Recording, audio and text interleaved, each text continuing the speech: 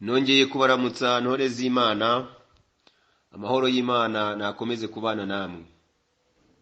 Muvandimwe wanyu Ndahiriwe Jean Dora pe, nongeye kubazirikana muri uyu mwanya, ngira ngo turebere hamwe ijambo ry'Imana riri mu gitabo cya Yubu, igice cya 27, turasoma duhereye ku murongo wa 2 tugeze ku murongo wa 6.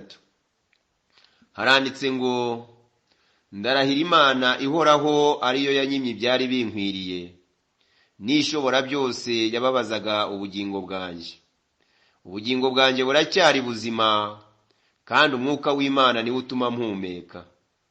Nukuri iminwa yanjye ntizavuga ibyo gukiranirwa, n'ururimi rwanjye narwo ntiruzariganya.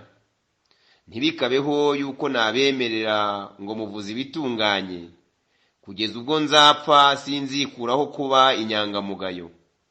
Gukiranuka kwanje ndagukomeje, ntabwo nzakurekura. Ntabwo umutima wanje uzagira icyo unshinja nkiriho. Imana yacu itugirire neza. Bene data bashiki banje, izi nkuru zirerekana ubuhamya bwo gukomera ku Mana kwa Yubu.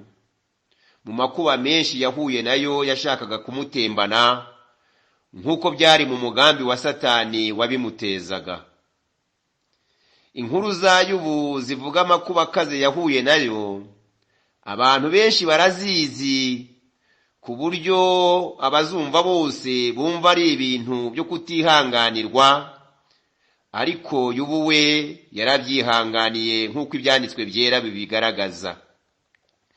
Iki gitabo cya Yubu kigaragaza uburyo Yubu yapfushije umuryango wose icyarimwe.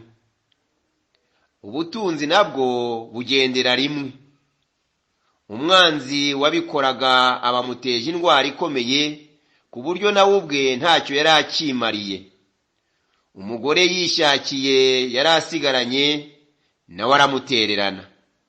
Inshuti nazo ziti, uwanzwe nuwe nta kundi byagenda. Imana yacu itugiriye neza. Biragaragara ko ibintu byose bigize ubuzima bw'umuntu nta na kimwe yari asigaranye, mbese yasaga n'utariho.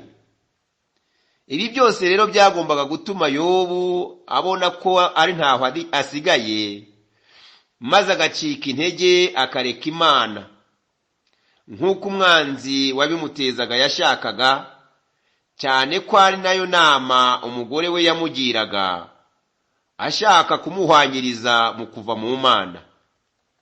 Imana yacu idusange. Biriya byose bimwisutseho rero, Yobu aho kugira ngo ave ku Mana, ahubwo yayiroshemo wese, kuko aribwo buhungiro bwonyine yabonaga ko asigaranye.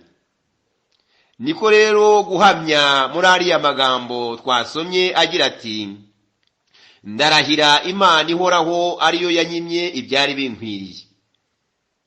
Yagaragaje yuko yari afite uburenganzira ku bintu, ku butunzi, ku muryango we, biriya byose byari byagiye. Aravuga ati ariko Imana ihoraho niyo yabinyimye. Nubwo byari binkwiriye, yarabinyimye.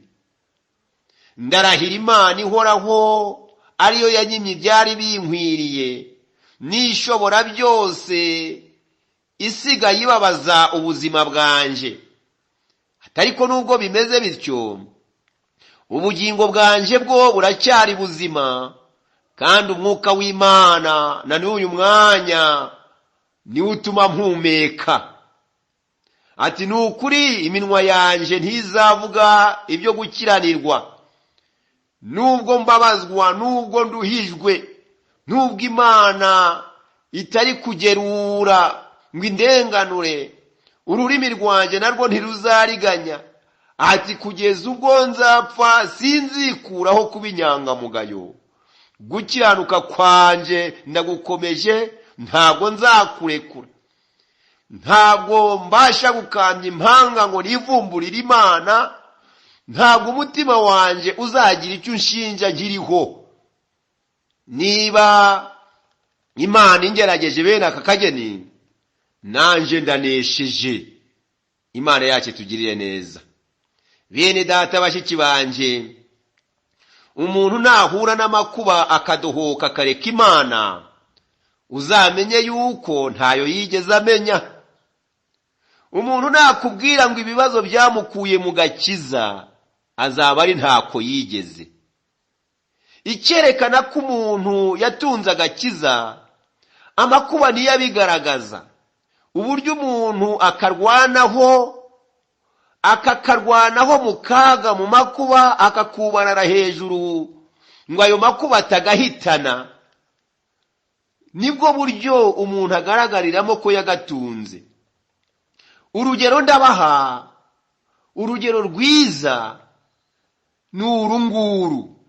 Ubundi iyo umuntu abonye amakuba akabona ibimutera ubwoba, yirukira mu nzu agakinga bikomeye. Abakera bo bakingishaga insyo cyangwa ingiga zikomeye. Abubuho ni metalike na za giriyaje by'imitamenwa. Iyo bibaye rero ari ibituma inzu itamukiza, yirukira kure aho yabona ubuhungiro, yirukira mu buhungiro. None bene data bashiki banje, ubuhungiro bw'abakristo ko ari Imana.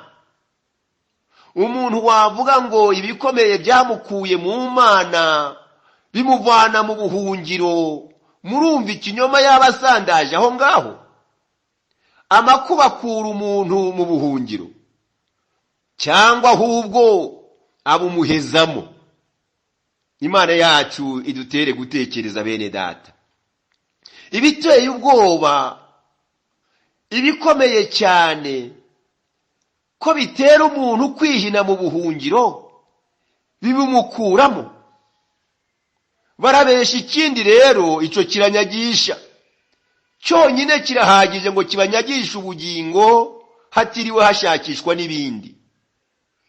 Bene data bashiki banje, amakuba ntakura umuntu mu gakiza, ahubwo akamusunikiramo neza, kuko ababona yuko amaherezo ageze.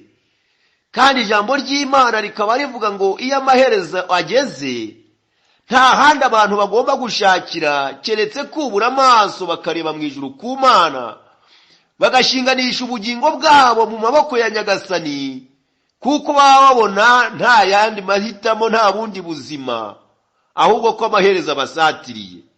Ntabwo rero ibikomeye byakura umuntu mu gakiza, ahubwo bikamusunikiramo. Na Pawulo nabo rero yabitanzemo ubuhamya mu rwandiko yandikiye Abaroma igice cya 5 umurongo wa 3 kugeza uwa 4, agira ati: ariko si ibyo byonyine, ahubwo twishimira no mu makuba yacu, kuko tuzi yuko amakuba atera kwihangana, kandi kwihangana kugatera kunesha ibitugerageza, uko kunesha kugatera ibyiringiro. Imana yacu iduhereza umugisha. Bene data bashiki banje, ndabifuriza gukomera mu gakiza, ndabifuriza gukomera mu bigerageza by'uburyo butari bumwe, ndabifuriza gukomerera mu bihe bigoye, kuko amakuba yacu adutera kwihanganira mu gakiza, adusunikira mu gakiza, tukagashinyiririzamo, tukakihanganiramo, dutegereje ko Umwami Yesu yaza akahadusanga, kuko tuba tubona tugeraniwe, kandi dutekereza ko iherezo ryaba riri bugufi. Nta wamenya rero ko iherezo riri bugufi ngo ave mu buntu bw'Imana, ahubwo yagira umwete wo gutunganya n'ibyasigaye bidatunganye. Nuko rero uko kwihanganira mu gakiza niko kudutera kunesha ibyo byose bitugerageza, kuko ntaho twakavamo ngo tugire aho twerekera. Muri iyi si nahatagerwa n'umubisha bene data. None se twahungira hehe ibikomeye, uretse kubihungira mu buhungiro bukomeye, ubuhungiro bwacu kwa ari Imana, ari rwo rutare rutanyeganyega, ariyo ngabo idukingira, ari wo munara muremure utabasha kurirwa. Imana yacu tugiriye neza, ni muri yo duhungira, nk'uko Yubu yabivuze ati: kuva nkiriho rwose sinzayihemukira, sinzikuraho kuba inyangamugayo, gukiranuka kwanjye ndagukomeje. Imana yacu duhana umugisha bene data. Ndabasabira gukiranuka, ndabasabira gukomera mu gukiranuka, mu gukomeze mushikame muri ibi bihe, mwambara imbaraga kugira ngo umwami Yesu nabyitegereza ari mu ijuru abashime abanezererwe, maze abongerera imbaraga zizabashoboza gusangwa mu mahoro. Bene data bashiki banje, ndabifuriza gukomera mutajegajega mu bihe byose no mu makuba. Niko umukristo w'ukuri ameze, nk'uko umuhimbyi w'indirimbo ya 27 mu Gakiza mu gice cya 5 niko yabivuze ati, azanezerwa iteka ryose. Imana yacu basange kandi bakomeze. Erega dukwiriye koko kwambara imbaraga, nk'uko benshi mu biririmba ngo iyo urugamba rukomeye ruba rugiye kurangira. Pawulo nawe ati, kandi aho intege nke z'abantu zirangirira niho iz'Imana zuzurira. Niko yabivuze mu rwandiko rwa 2 yandikiye Abakorinto igice cya 12 umurongo w'9. Imana yacu ibagirire neza. Ndagira ngo mbasengere bene data bashiki banje muri hirya no hino mu bihe nk'ibi, mbasabire mwambikwe imbaraga, namwe kandi mubigiremo uruhare, mwegere Imana, mukogotane nayo, mushaka imbaraga z'umwuka zibashoboza kudahemukira Imana mwizeye. Imana yacu ibagirire neza.